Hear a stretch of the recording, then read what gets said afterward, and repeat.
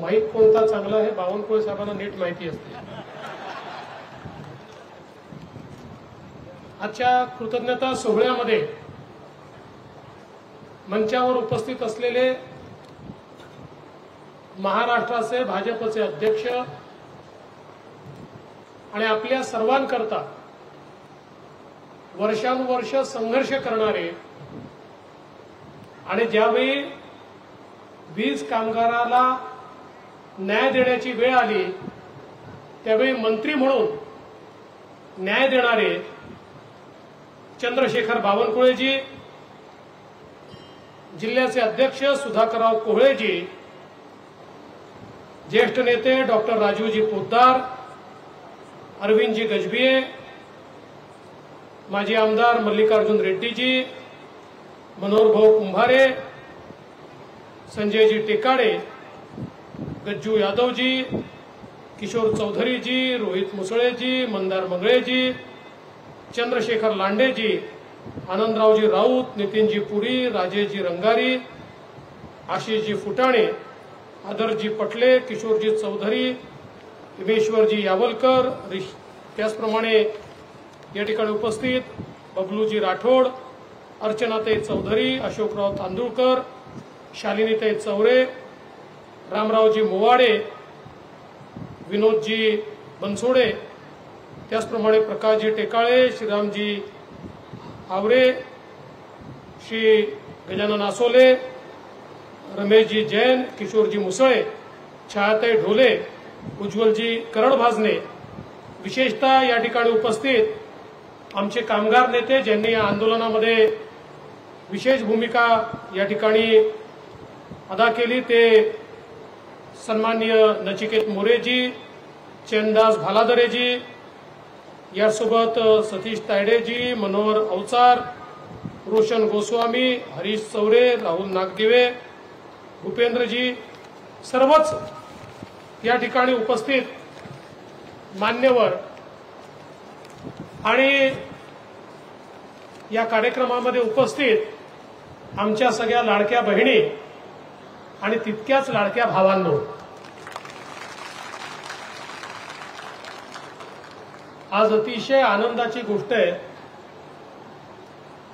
एक कर्तव्यपूर्ती केल्यानंतर आपण सगळ्या लोकांनी मिळून त्या कर्तव्यपूर्तीच्या निमित्ताने आमचे आभार मानायचे ठरवले। गेली 25 वर्ष मी आमदार आहे, 35 वर्ष विविध पदांवर आहे, पण असं फार कमी होतं की ज्यांच्याकरता आपण काही करतो ते आभार मानण्याकरता पुन्हा तुम्हाला बोलवतात। राजकारण असा धंदा आहे की ज्यात सकाळपासून संध्याकाळपर्यंत शिव्या खायची तयारी असेल तरच तुम्ही जनतेला न्याय देऊ शकता, कारण या शिव्या नसतात, या सामान्य माणसाच्या अपेक्षा असतात आणि त्या तुमच्यापर्यंत तो याकरता पोहोचवतो की त्याला हे माहिती असतं की हेच लोक असे आहेत की जे आमच्या अपेक्षा पूर्ण करू शकतात। आणि म्हणून आज मला मनापासून आनंद आहे की आपण सगळ्यांनी जो काही आम्ही कंत्राटी कामगारांकरता निर्णय घेतला त्या निर्णयानंतर त्या निर्णयाची आठवण ठेवून बावनकुळे साहेबांना आणि मला या ठिकाणी बोलवलं आणि आमचा सत्कार केला, त्याबद्दल आपल्या सर्वांचे मी मनापासून आभार मानतो। खरं म्हणजे एक गोष्ट तर आपल्या लक्षात आलीच असेल की वीज कंत्राटी कामगारांचं कल्याण करायचं असेल तर बावनकुळे आणि फडणवीस ही जोडी असली तरच हे कल्याण होतं। 2019 साली देखील चंद्रशेखर बावनकुळेजींनी ऐतिहासिक निर्णय घेतला आणि त्यावेळची वाढ झाली आणि आताही बावनकुळे साहेबांनी पुढाकार घेतला।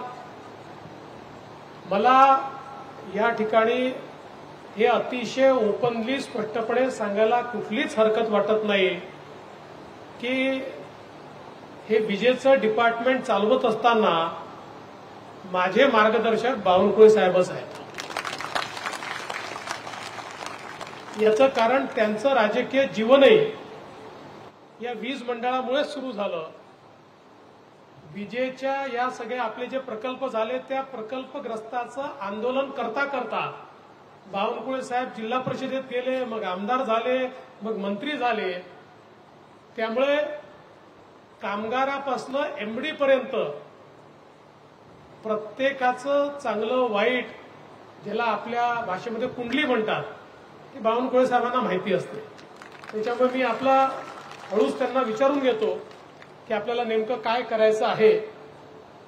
आणि हे आंदोलन सुरू असताना खरं तर आमच्या मनात होतंच, बावनकुळे साहेबांनी, सुधीरभाऊ मुनगंटीवार साहेबांनी मला त्या ठिकाणी सांगितले पाहिजे.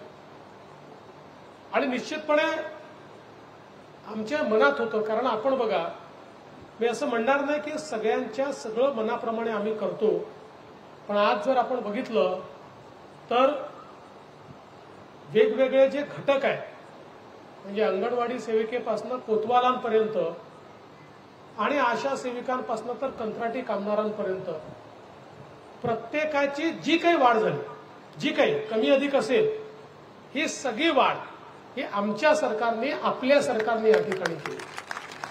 आधीच्याही केली नाही, मध्यंतरीच्याही केली नाही. मध्यंतरीच्या सरकारच्या काळात तर लोक 6-6 महिने मुंबईच्या आझाद मैदानावर बसले होते. महिला बसल्या होत्या, पुरुष बसले होते, मुलं बसले होते, शिक्षक बसले होते, 6-6 महिने. पण त्या ठिकाणी त्यांना साधं भेटायला मंत्री देखील गेला नाही. हे सरकार अतिशय संवेदनशील आहे. शेवटी आपल्याला अनेक वेळा आपली चादर पाहून पाय पसरावे लागतात, पण पाय जे काही आपल्याला पसरायचे आहे ते पसरताना जो शेवटचा घटक आहे त्या घटकाचा विचार आपण केला पाहिजे, अशी आमची सातत्याने मानसिकता असते. मला लक्षात आहे की मी मीटिंगच्या पूर्वी बावनकुळे साहेबांना विचारलं काय अपेक्षा आहे. बावनकुळे साहेब म्हणाले की साहेब त्यांची अपेक्षा किमान 8% आहे, पण आपण त्यापेक्षा अधिक केलं पाहिजे असं माझं मत आहे. मी कुठलाही विचार त्या ठिकाणी केला नाही आणि सांगितलं जे नियमित कामगारांना तेच कंत्राटी कामगारांना. नियमित कामगारांना जर आपण 19% दिली, कंत्राटी कामगारांनाही 19% दिलंच पाहिजे. आपण त्याचा निर्णय घेतला. आपण मेडिक्लेमचा निर्णय घेतला. मेडिक्लेमच्या निर्णयात आपल्याला काही बदल पाहिजेत, काही काळजी करू नका. मी तुमचा निर्णय असा करून देणार आहे की चांगल्यात चांगलं हॉस्पिटल, जे काही चांगल्यात चांगले हॉस्पिटल आहेत, आणि केवळ इथेच नाही, महाराष्ट्रात कुठेही तुम्ही गेलात तरी त्या जिल्ह्यातल्या त्या गावातल्या हॉस्पिटलमध्ये तुम्हाला मोफत उपचार मिळू शकेल, अशा प्रकारची व्यवस्था ही आपल्याला त्या ठिकाणी करायची आहे. कारण मला याची कल्पना आहे की कंत्राटी कामगार हे जोखीम घेऊन काम करतात. खरं म्हणजे आमचा तर प्रयत्न काय आहे की विशेषतः जे कंत्राटी आहेत, जे असंघटित क्षेत्रातले आहेत, माननीय मोदी साहेबांनी त्यांच्याकरता एक अम्ब्रेला कायदा तयार केला आहे. त्या कायद्याचा उपयोग करून आमच्या कंत्राटी लोकांना आपल्याला कशा प्रकारे, जसा एखादा परमनंट कामगार असतो त्याला जे काही फायदे मिळतात तेच फायदे जोपर्यंत हा कामगार कंत्राटी आहे तोपर्यंत कसा मिळू शकेल, या संदर्भातला आमचा प्रयत्न हा त्या ठिकाणी चाललेला आहे. आणि म्हणून मी आपल्याला निश्चितपणे सांगतो की आम्ही ज्या काही आपल्या मागण्या होत्या त्याच्यावर निश्चितपणे जी काही कारवाई करणं गरजेचं होतं. मग आपल्या कंत्राटी कामगारांना रेग्युलर भरतीमध्ये 10 मार्क देण्याचा विषय असेल, मग माझ्या लक्षात आणून दिलं जे योग्यच होतं की तुम्ही 10 मार्क दिले आणि वयच वाढवून दिलं नाही तर आम्ही सगळे एजबार झालो, त्यामुळे आम्हाला त्याचा फायदा मिळणार नाही. मी तात्काळ सांगितलं की शासनामध्ये वाढवलेल्या वयाची जी सगळ्यात शेवटची लिमिट असेल तेवढी सगळी लिमिट आमच्या कंत्राटी कामगारांना देऊन टाका, जेणेकरून त्यांनाही परमनंटमध्ये. आणि बावनकुळे साहेब फार हुशार आहेत, त्यांनी शोधून काढले किती पद आहे आणि ते म्हणाले जर हे तुम्ही बरोबर रेशिओ केला तर आमचे इतक्या मोठ्या प्रमाणात कंत्राटी कामगार हे परमनंट होतील आणि मग तुम्हाला दरवर्षी दर 2-3 वर्षांनी 5 वर्षांनी हे जे काही निगोसिएशन करावं लागतंय करायची गरज पडणार नाही. तर त्या संदर्भात ही सगळी कारवाई आपण निश्चितपणे सुरू केलेली आहे. गेट पासचा मुद्दा होता, तोही निर्णय आपण केला की महावितरण महानिर्मिती यांचा ठप्पाच गेट पासवर असेल, कंत्राटदाराच्या दुसऱ्या नावाचा गेट पास असणार नाही. कारण शेवटी आमच्याकरता जर तुम्ही काम करता तर आम्हाला तुम्हाला ठप्पा द्यायला लाज कशाला वाटायला पाहिजे? काही कारणच नाही लाज वाटायची, त्यामुळे तो दिलाच पाहिजे. काय होतं कधी कधी असं म्हणू नये, अधिकारी पण आपलेच आहेत बिचारे, चांगलं काम करतात, पण एखादा अधिकारी येतो आणि त्याच्या डोक्यात काहीतरी नवीन खूळ निघतं आणि तो आपला काहीतरी नवीन निर्णय करतो आणि मग ते आमच्या डोक्यावर निर्णय बसतात. पण ठीक आहे, काळजी करू नका. असे निर्णय असले तरी आपले सगळे लोकप्रतिनिधी या ठिकाणी आहेत की जे सातत्याने तुमच्या ज्या मागण्या आहेत त्या आमच्यापर्यंत पोहोचवत असतात. एक महत्वाचा मुद्दा जो या ठिकाणी मांडलेला आहे आणि तो खरं म्हणजे मला देखील अत्यंत दुःखदायी आहे की आपण कंत्राटी कामगारांना जे पैसे देतो, अनेक ठिकाणी कंत्राटदार त्या कामगारांचे एटीएम कार्ड जवळ ठेवतो. आपण मागच्या काळात निर्णय केला खात्यात पैसे द्यायचे, आपल्याला वाटलं वा वा किती चांगला निर्णय झाला, आता कोणी यांचे पैसे घेऊ शकणार नाही.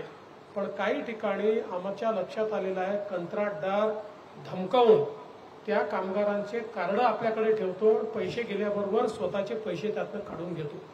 मी तुम्हाला स्पष्टपणे सांगतो, मला जर याची योग्य माहिती मिळाली, तुमचं नाव डिस्क्लोज करणार, तुम्ही मला माहिती द्या, नाव डिस्क्लोज करणार नाही, अशा कंत्राटदाराला जेलमध्येच टाकल्याशिवाय सोडणार. मला याची माहिती द्या. कुठल्या जो गरीबाचं खातो, जो सामान्य माणसाचं त्या ठिकाणी छिनतो, त्याला कुठलीही माफी नाही.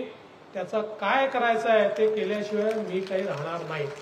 आणि म्हणून मी तुम्हाला आज या निमित्ताने एवढंच सांगतो की आपल्या हा जो काही सगळा कंत्राटी काम आपल्याला माहिती आहे, हे आपलं पहिलं सरकार आहे की आम्ही केंद्र सरकारने जे ई श्रम पोर्टल काढलं होतं, या ई श्रम पोर्टलचा उपयोग करून महाराष्ट्रातल्या सगळ्या कंत्राटी किंवा असंघटित कामगारांची नोंदणी आपण केलेली आहे. आणि नोंदणी करून आपण 34 मंडळं आता तयार केलेली आहेत की ज्या मंडळाच्या अंतर्गत या सगळ्या घटकांकरता वेगवेगळ्या योजना आपण सुरू करणार आहोत.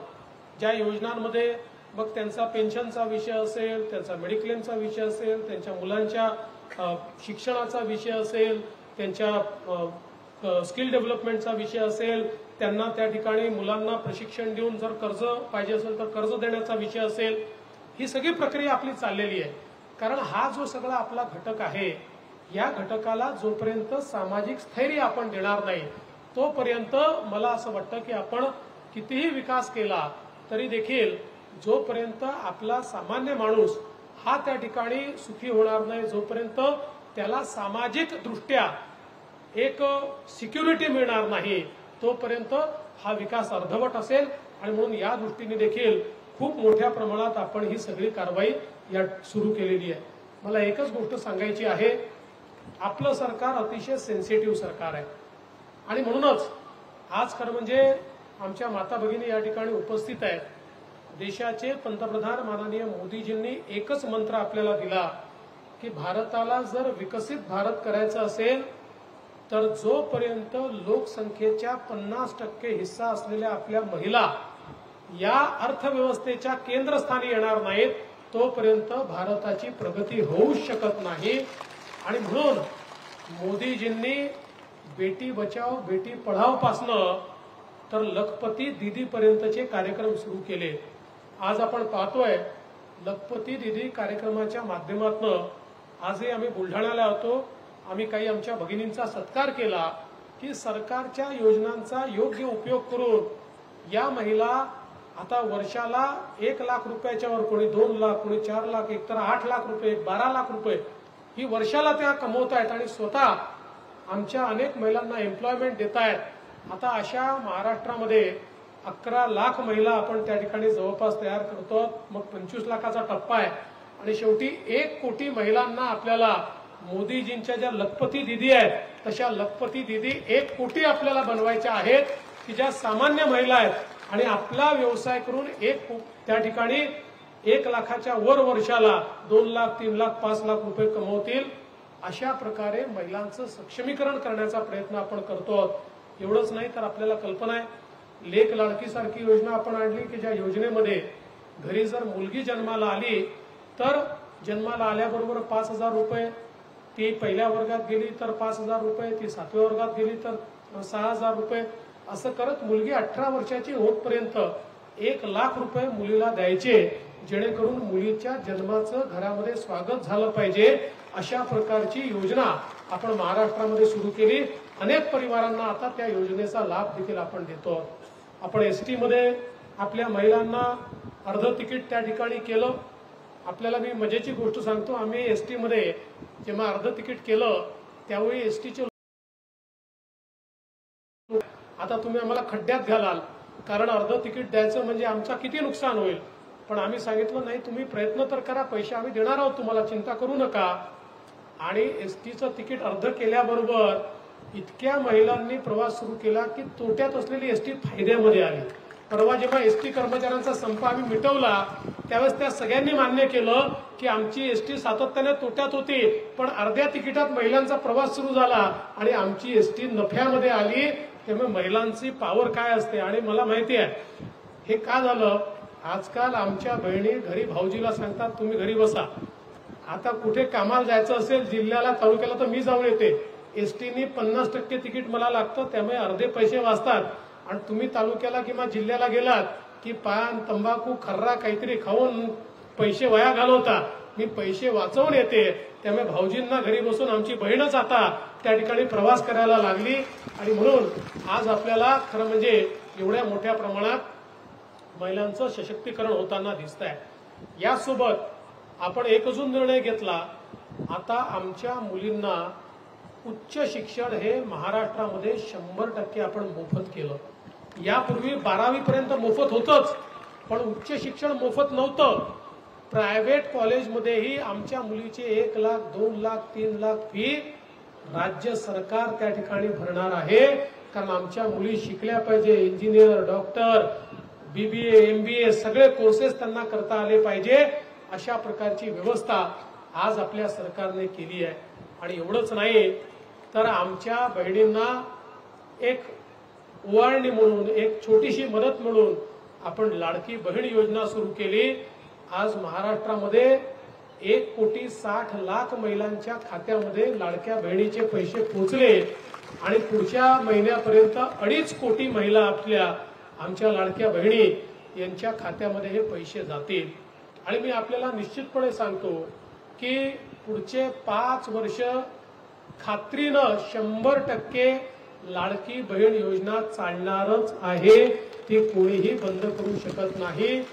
आम्ही बजेटमध्ये त्याची सगळी प्रोव्हिजन केली आहे. अलीकडच्या काळात हे याकरता सांगावं लागतं की पहिल्यांदा तर या लोकांनी बंद करण्याचा प्रयत्न केला. आपल्याला माहिती आहे या ठिकाणी सुनील केदारांचे राईट हँड अनिल वडपल्लीवार हे उच्च न्यायालयात गेले आणि उच्च न्यायालयात त्यांनी काय याचिका टाकली आहे.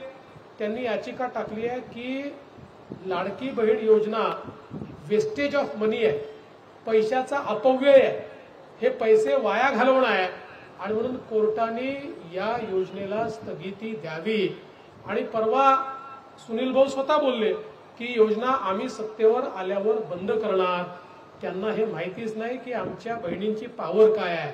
अरे आमच्या बहिणींची तुम्ही या ठिकाणी असा खेळ कराल हे तर सोडून द्या, पुढचे 5 इलेक्शन तुम्हाला बहिणी निवडून येऊ देणार नाही, एवढी ताकद आमच्या बहिणींची या ठिकाणी आहे.